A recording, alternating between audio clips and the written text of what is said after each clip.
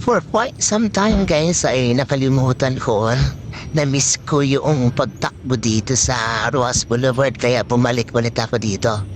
Ayan guys, ang Dolomite Beach sa right side guys.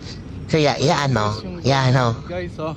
napaghahanong tao dyan. Kaya yan, na-miss ko yung pagpunta dito sa Roas Boulevard. Tara, takbo tayo guys, training para sa pagbabalik natin na makajogging ulit.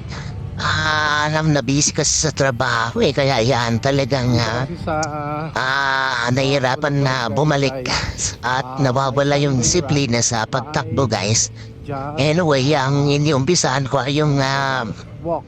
paglakad muna para sa gayon ay matrain mo na yung mga paa para ma-feel mo yung bigat mo.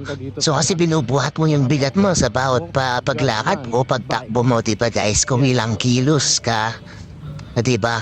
Kung halimbawa 80 kilos ako, halimbawa ganun, 80 kilos yung binubuhat ko guys, ang bigat nun. So kaya kailangang magbawas ng timbang. Actually, obese nga ako doon sa aking body mass index. Kaya kailangan talagang kailangan makabali ako sa jogging. Tara guys, jogging dito.